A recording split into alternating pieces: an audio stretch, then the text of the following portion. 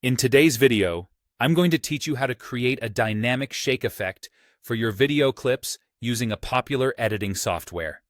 This is a great technique to add some excitement and movement to your footage. Let's dive into the process and get started with creating that perfect shake effect. First, you want to have the clip that you want to shake placed on the timeline. This is your starting point, so make sure the clip is selected. Next, head over to the Effects panel. Here, you'll be looking for the Transform effect. To find it easily, navigate through Video Effects, then into the Distort category. Once you've located it, apply the Transform effect directly to your selected clip. This is what we'll be using to introduce movement. Now, with the Transform effect applied, go to the Effect Controls panel and expand the Transform section.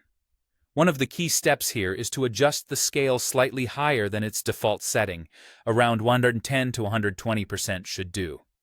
The reason we do this is to ensure that when we move the frame later on, we don't get any unwanted black edges showing along the corners of our video, giving it a much cleaner look.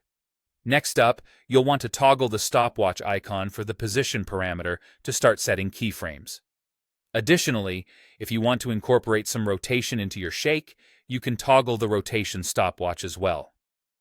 This action lets you mark where the animation starts. Decide on the exact point in your clip where you want the shake effect to kick in. Drop a keyframe right there for position and rotation if you're using it. From this point, move forward a few frames, typically 2 to 4. Once there, adjust the position by shifting it slightly in any direction, up, down, left, or right, or even rotate it a bit if desired. This slight shift is what begins the shake effect. To continue the effect, proceed a few more frames and repeat the adjustment, again in a different direction.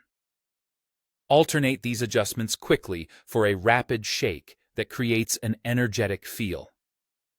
If you want to add an extra touch of realism with motion blur, head back into the Transform effect settings and uncheck Use Composition's Shutter Angle.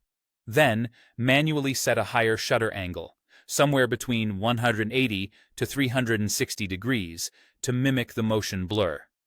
Once you're satisfied with the shake, it's time to bring the clip back to a steady state. Ensure to set your position, rotation, and scale back to their initial values, and finish your keyframes there. Don't forget to replay your edited segment. Watch closely. You might need to tweak the scale further if you see any black edges, or reduce the shake's intensity if the effect seems too strong. And that's how you add a shake effect to your video clip.